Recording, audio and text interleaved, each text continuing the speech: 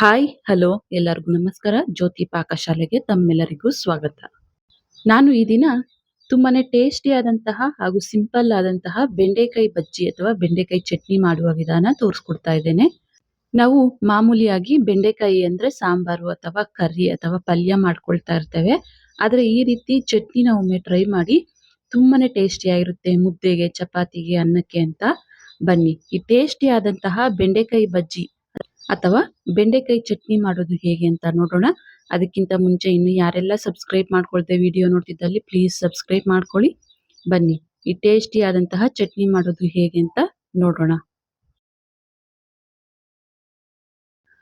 ನಾನಿಲ್ಲಿ ಅರ್ಧ ಕೆಜಿ ಆಗುವಷ್ಟು ಬೆಂಡೆಕಾಯನ್ನ ತೊಳೆದು ನೀಟಾಗಿ ಈ ರೀತಿ ಸಣ್ಣದಾಗಿ ಕಟ್ ಮಾಡಿ ಒಂದು ಪ್ಲೇಟಿಗೆ ಹಾಕಿಕೊಂಡು ಇಟ್ಟಿದ್ದೇನೆ. ಈಗ ಗ್ಯಾಸ್ ಮೇಲೆ ಕಡಾಯಿನ ಇಟ್ಟು ಗ್ಯಾಸ್ ಹಚ್ಕೊಳ್ತೇನೆ. ಇದಕ್ಕೆ ಸ್ವಲ್ಪ ಎಣ್ಣೆನ ಹಾಕಿಕೊಳ್ತಾ ಇದ್ದೇನೆ. ಎಣ್ಣೆ ಸ್ವಲ್ಪ ಬಿಸಿಯಾದ ನಂತರ ಇದಕ್ಕೆ ಸಾಸಿವೆನ ಹಾಕಿಕೊಳ್ತೇನೆ. ಹಾಗೆ ಒಂದು 1/4 ಟೀ ಸ್ಪೂನ್ ಆಗುವಷ್ಟು ಜೀರಿಗೆನೂ ಸಹ ಸೇರಿಸ್ಕೊಳ್ತೇನೆ. ನಂತರ ಇದಕ್ಕೆ ನಾನಿಲ್ಲಿ ಒಂದು 10 ರಿಂದ 12 ಹಸಿ ಮೆಣಸಿನಕಾಯಿನ ಈ ರೀತಿ ಮುರಿದು ಹಾಕಿಕೊಳ್ತಾ ಇದ್ದೇನೆ. ನೀವು ಖಾರ ಎಷ್ಟು ಬೇಕು ಅಂತ ನೋಡ್ಕೊಂಡು ನೀವು ಹಸಿ ಮೆಣಸಿನಕಾಯಿನ ಸೇರಿಸ್ಕೊಳ್ಬೇಕಾಗುತ್ತೆ. ಸ್ವಲ್ಪ ಈ ಹಸಿಮೆಣಸಿನಕಾಯಿ ಎಣ್ಣೆಯಲ್ಲಿ ಫ್ರೈ ಮಾಡ್ಕೊಂಡ ನಂತರ 2 ಮೀಡಿಯಂ ಗಾತ್ರದ ಈರುಳ್ಳಿನ ಈ ರೀತಿ ದಪ್ಪಕ್ಕೆ ಕಟ್ ಮಾಡಿಕೊಂಡು ಸೇರಿಸ್ಕೊಳ್ತೇನೆ. ಹಾಗೆ ಸ್ವಲ್ಪ ಕರಿಬೇವನ್ನು ಸಹ ಇದಕ್ಕೆ ಸೇರಿಸ್ಕೊಂಡು ಈರುಳ್ಳಿ ಸ್ವಲ್ಪ ಸಾಫ್ಟ್ ಆಗುವವರೆಗೂ ಫ್ರೈ ಮಾಡ್ಕೊಳ್ತೇನೆ. ಜಾಸ್ತಿ ಸಾಫ್ಟ್ ಆಗಿ ಬೇಯಿಸ್ಕೊಳ್ಳೋ ಅವಶ್ಯಕತೆ ಇಲ್ಲ. ಸ್ವಲ್ಪ ಇವು ಕಲರ್ ಚೇಂಜ್ ಆದ್ರೆ ಸಾಕು. ನೋಡ್ಬೋದು ಲೈಟ್ ಆಗಿ ಈರುಳ್ಳಿ ಕಲರ್ ಬಿಟ್ಕೊಂಡಿದೆ. ಈಗ ಇದಕ್ಕೆ ನಾನು ಬೆಂಡೆಕಾಯಿನ ಸೇರಿಸ್ಕೊಳ್ತಾ ಇದ್ದೇನೆ. ಬೆಂಡೆಕಾಯಿನ ಸೇರಿಸಿ ಚೆನ್ನಾಗಿ ಇದನ್ನ ಮಿಕ್ಸ್ ಮಾಡಿಕೊಂಡು ಈ ಲೋಳೆ ಅಂಶ ಎಲ್ಲ ಕಮ್ಮಿ ಆಗೋವರೆಗೂ ಇದನ್ನ ಫ್ರೈ ಮಾಡ್ಕೊಳ್ಬೇಕಾಗುತ್ತೆ.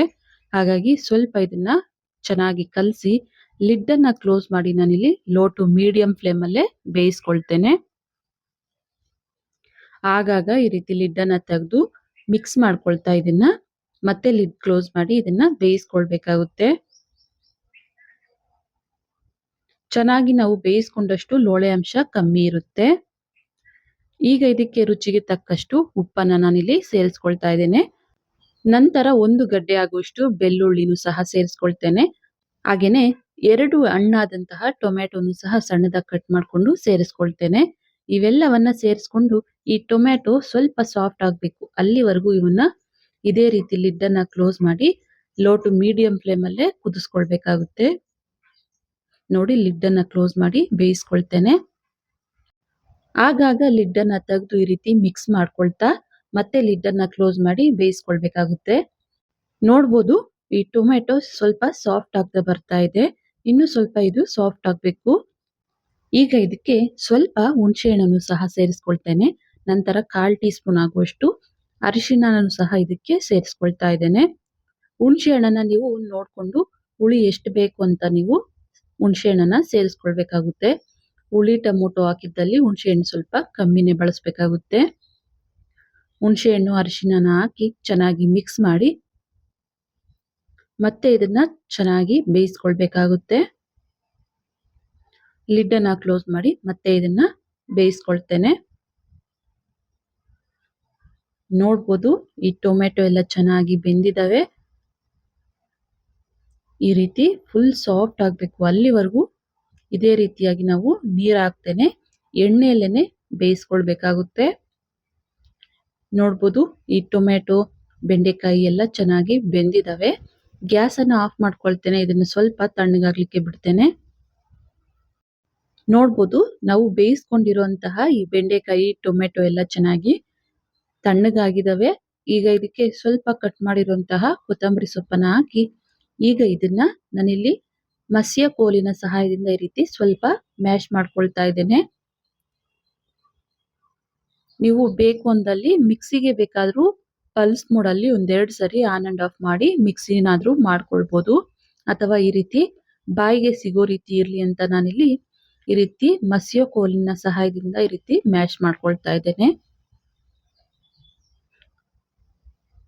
ತುಂಬಾನೇ ಸಿಂಪಲ್ ಆಗಿ ಈ ರೆಸಿಪಿನ ಮಾಡ್ಕೊಳ್ಬೋದು. ಮುದ್ದೆಗೆ ತುಂಬಾನೇ ಟೇಸ್ಟಿಯಾಗಿರುತ್ತೆ. ಮುದ್ದೆಗೆ ಅಂತಲ್ಲ, ಬಿಸಿ ಅನ್ನಕ್ಕೆ, ಚಪಾತಿಗೆ ಯಾವುದರ ಕಾಂಬಿನೇಷನ್ ಆದ್ರೂ ಈ ಬೆಂಡೆಕಾಯಿ ಚಟ್ನಿ ತುಂಬಾನೇ ಟೇಸ್ಟಿಯಾಗಿರುತ್ತೆ. ನೋಡ್ಬೋದು ಈ ರೀತಿ ಸ್ವಲ್ಪ ತರಿ ತರಿ ಇರೋ ರೀತಿನೇ ಇದನ್ನ ಮ್ಯಾಶ್ ಮಾಡ್ಕೊಳ್ಬೇಕಾಗುತ್ತೆ. ಬೇಡ ನಮ್ಗೆ ಈ ರೀತಿ ಅಂದಲ್ಲಿ ಸ್ವಲ್ಪ ಮಿಕ್ಸಿ ಜಾರಿಗೆ ಹಾಕಿ ಪಲ್ಸ್ ಮೋಡಲ್ಲಿ ಆನ್ ಅಂಡ್ ಆಫ್ ಮಾಡ್ಕೊಳ್ಬೋದು. ನೋಡ್ಬೋದು ತುಂಬಾನೇ ಟೇಸ್ಟಿ ಆದಂತಹ ಈ ಬೆಂಡೆಕಾಯಿ ಬಜ್ಜಿ ಅಥವಾ ಬೆಂಡೆಕಾಯಿ ಚಟ್ನಿ ರೆಡಿ ಆಯ್ತು. ನಾನಿಲ್ಲಿ ಈ ಬೆಂಡೆಕಾಯಿ ಚಟ್ನಿನ ಅನ್ನದ ಜೊತೆಗೆ ಸರ್ವ್ ಮಾಡ್ತಾ ಇದ್ದೇನೆ. ನೋಡಿದ್ರಲ್ಲ, ತುಂಬಾನೇ ಟೇಸ್ಟಿ ಆದಂತಹ ಸಿಂಪಲ್ ಆದಂತಹ ಈ ಬೆಂಡೆಕಾಯಿ ಬಜ್ಜಿ ಅಥವಾ ಬೆಂಡೆಕಾಯಿ ಚಟ್ನಿ ಮಾಡುವ ವಿಧಾನ. ಬಾಯಿ ಕೆಟ್ಟಾಗ ರುಚಿಯಾಗಿ ಖಾರವಾಗಿ ಏನಾದ್ರೂ ತಿನ್ಬೇಕು ಅನ್ಸ್ದಾಗ ತಪ್ಪದೆ ಈ ರೀತಿ ಒಮ್ಮೆ ಟ್ರೈ ಮಾಡಿ. ನಿಮ್ಗೂ ಸಹ ಇಷ್ಟ ಆಗುತ್ತೆ. ಈ ರೆಸಿಪಿ ನಿಮ್ಗೆ ಇಷ್ಟ ಆಗಿದೆ ಅನ್ಕೊಳ್ತೇನೆ. ಇಷ್ಟ ಆದಲ್ಲಿ ಈ ವಿಡಿಯೋಗೊಂದು ಲೈಕ್ ಮಾಡಿ. ಯಾರೆಲ್ಲ ಸಬ್ಸ್ಕ್ರೈಬ್ ಮಾಡ್ಕೊಳ್ದೆ ವಿಡಿಯೋ ನೋಡ್ತಿದ್ದಲ್ಲಿ ಪ್ಲೀಸ್ ಸಬ್ಸ್ಕ್ರೈಬ್ ಮಾಡ್ಕೊಳ್ಳಿ. ಈ ವಿಡಿಯೋ ಹೇಗೆ ಅನ್ನಿಸ್ತು ಅಂತ ಕಮೆಂಟ್ ಮಾಡಿ. ಹಾಗೆ ಈ ವಿಡಿಯೋ ಇಷ್ಟ ಆದಲ್ಲಿ ನಿಮ್ಮ ಫ್ರೆಂಡ್ಸ್ ಅಂಡ್ ಫ್ಯಾಮಿಲಿ ಮೆಂಬರ್ಸ್ಗೆ ಈ ವಿಡಿಯೋನ ಶೇರ್ ಮಾಡಿ. ಧನ್ಯವಾದಗಳು.